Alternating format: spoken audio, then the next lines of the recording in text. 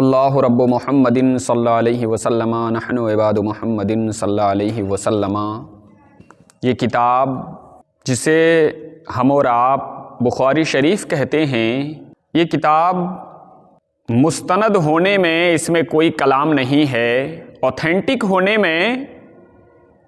کوئی ڈاؤٹ نہیں ہے، کیونکہ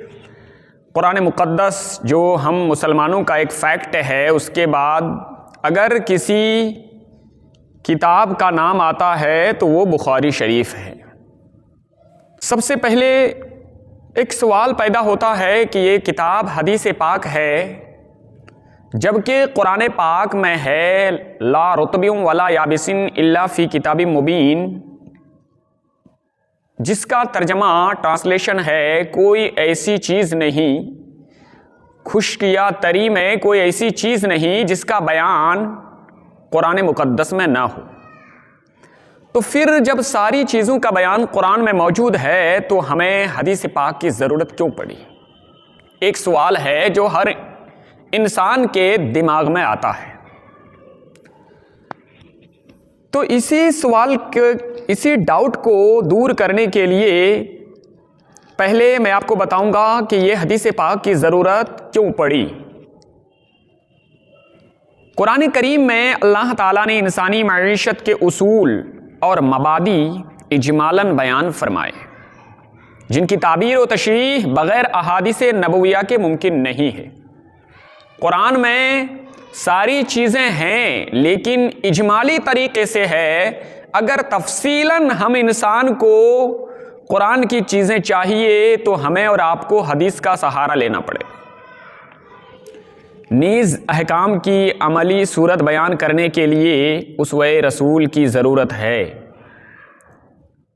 احکام جو بھی ہیں، نماز، روزہ، حج، زکوٰۃ، ان کی عملی صورت کو اگر دیکھنا ہو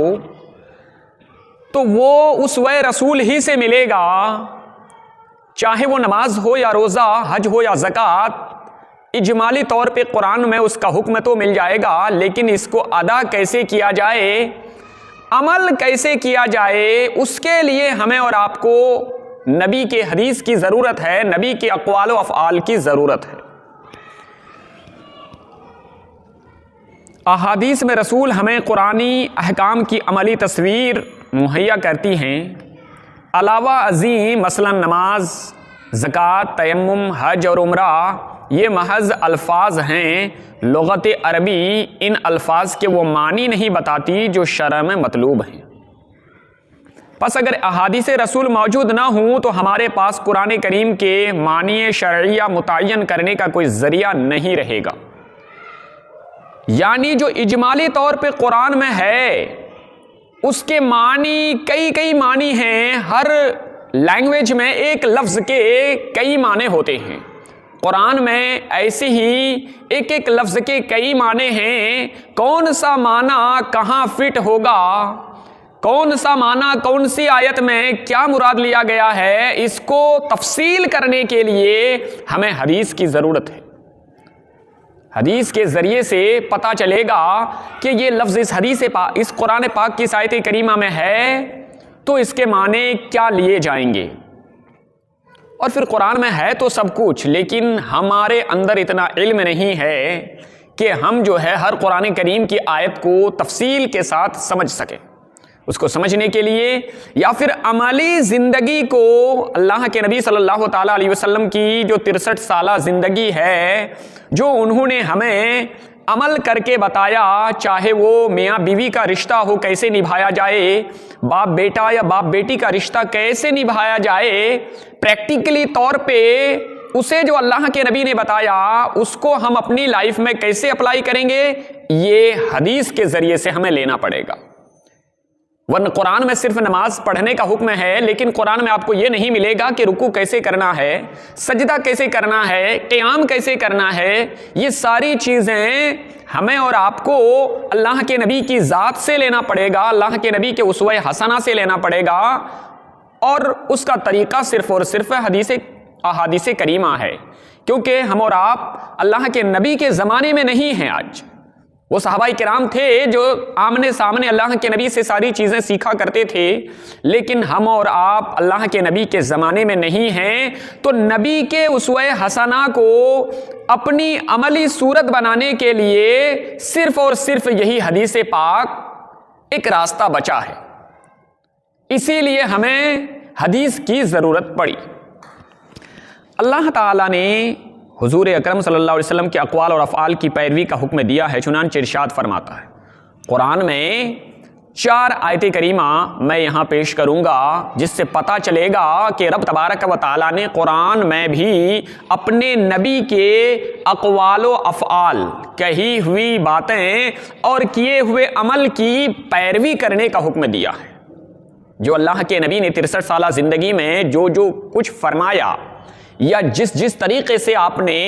دنیاوی زندگی گزار کر دکھائی، وہ اقوال اور افعال بھی جو ہیں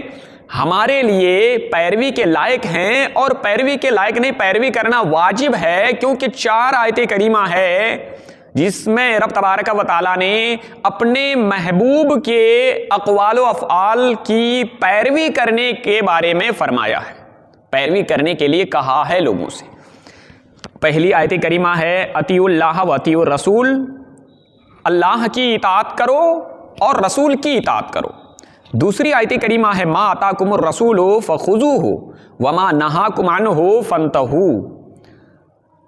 جو رسول تمہیں عطا کر دیں انہیں لے لو، اور جس سے منع کر دیں اس سے رک جاؤ۔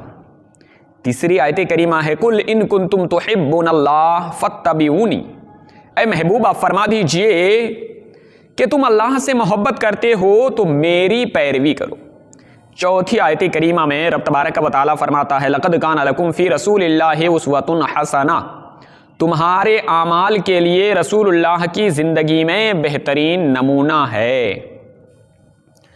اب غور کرنے کا مقام یہ ہے کہ ان 4 آیت کریمہ میں رب تبارک و تعالیٰ نے اپنے بندوں سے کہا کہ رسول کی زندگی کو ان کے اقوال و اعمال کی پیروی کرو۔ اگر قرآن ہی کافی ہوتا تو رب تبارک و تعالیٰ ان آیت کریمہ کے ذریعے سے اپنے محبوب کو نہیں بتاتا، اپنے بندوں سے نہیں کہتا کہ میرے نبی کی پیروی کرو۔ ان 4 آیت کریمہ میں نبی کے اقوال و افعال کی پیروی کرنے کا حکم ہے۔ اس کا مطلب یہ ہے کہ ہمیں قرآن کو سمجھنے کے لیے قرآن کی پیروی کے ساتھ ساتھ، قرآن پر عمل کرنے کے ساتھ ساتھ حدیثوں کی بھی ضرورت ہے۔ تبھی تو اللہ نے قرآن میں فرمایا کہ میرے نبی، میرے محبوب جو تمہیں عطا کر دیں اسے لے لو، اور جس سے منع کریں اسے چھوڑ دو۔ ان آیت مبارکہ سے معلوم ہوا کہ حضور کے احکام کی اطاعت اور آپ صلی اللہ علیہ وسلم کے افعال کی اتباع قیامت تک کے مسلمانوں پر واجب ہے۔ اب سوال یہ ہے کہ بعد کے لوگوں کو حضور صلی اللہ علیہ وسلم کے احکام اور آپ کے افعال کا کس طریقے سے علم ہوگا؟ اللہ تعالیٰ نے حضور کی زندگی کو ہمارے لیے نمونہ بنایا ہے، پس جب تک حضور کی زندگی ہمارے سامنے نہ ہو، ہم اپنی زندگی کو حضور صلی اللہ علیہ وسلم کے اسوہ میں کیسے ڈھال سکیں گے؟ اور جبکہ ہمیں اسوہ رسول پر اطلاع صرف احادیث ہی سے ممکن ہے، تو معلوم ہوا کہ اللہ تعالیٰ کے نزدیک جس طرح صحابہ کے لیے حضور صلی اللہ علیہ وسلم کی ذات ہدایت تھی، اسی طرح ہمارے لیے حضور صلی اللہ علیہ وسلم کی احادیث ہدایت ہیں۔ اور اگر احادیث رسول کو حضور کی دی ہوئی ہدایات اور آپ کے نمونہ کے لیے معتبر نہ مانا جائے تو اللہ تعالیٰ کی حجت بندوں پر ناتمام رہے گی،